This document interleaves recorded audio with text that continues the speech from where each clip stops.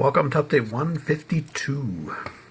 So the crate that I revealed in a previous video did give up something else and a little more profit. 2 football tickets from 1958 from the CFL, Winnipeg versus Edmonton, worth about 25-30 bucks. I got them priced at 25 for the pair of them. So yeah, a nice little bonus. Always like those.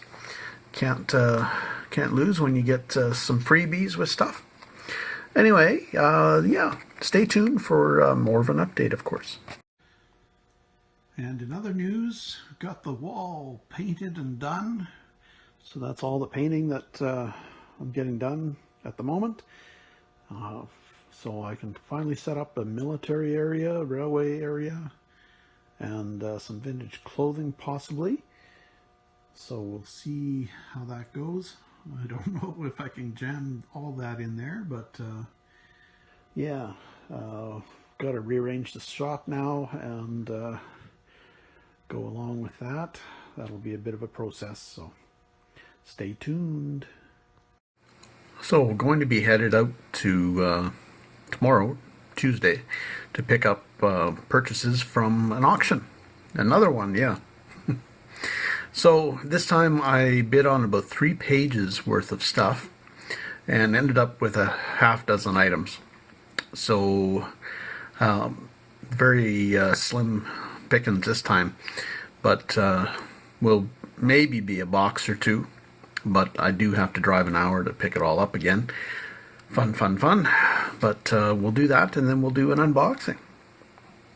So stay tuned.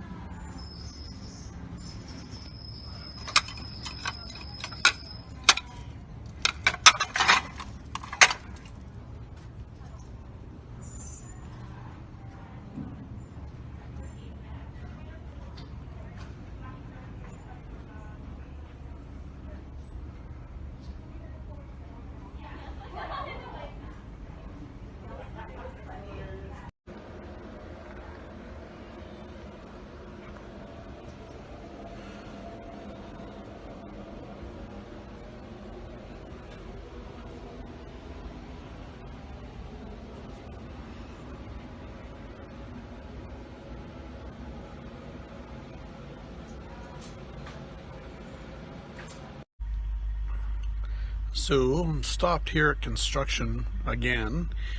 They're still working on this particular road that I have to take to get to picking up my auction stuff. And yeah, I did 4 thrift shops in Brandon and came up empty in one and pretty much bought stuff at 3 of them.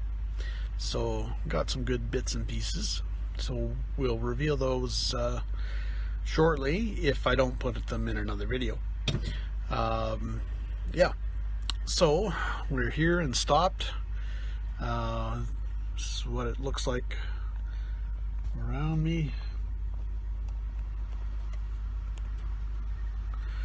Exciting stuff. Okay, anyway, so stay tuned for more. So got my stuff picked up and just going to hit a thrift and then well, head home after that.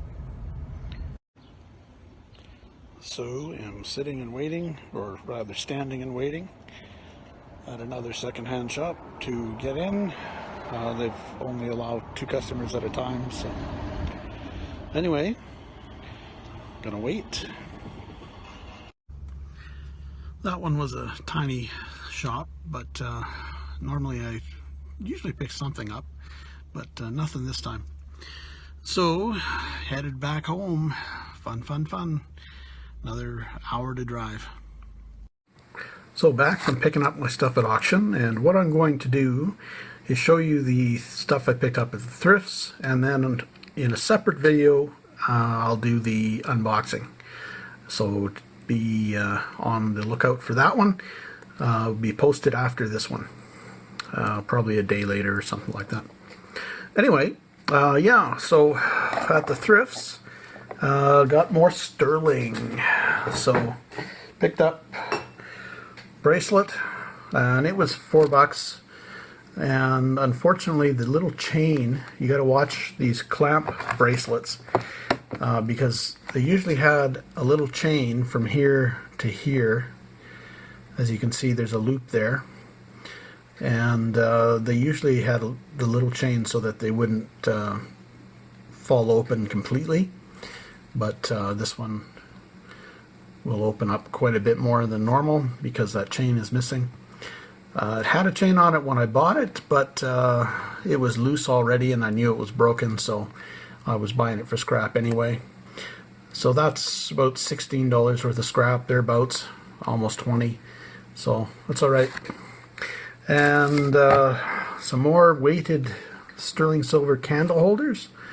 You may have seen me pick up one before, and there's a video on the channel showing you how to prepare these for scrap.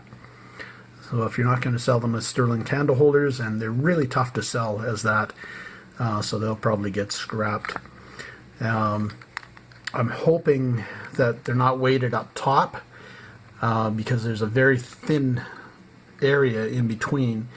I'm hoping they're solid up top, but we'll see.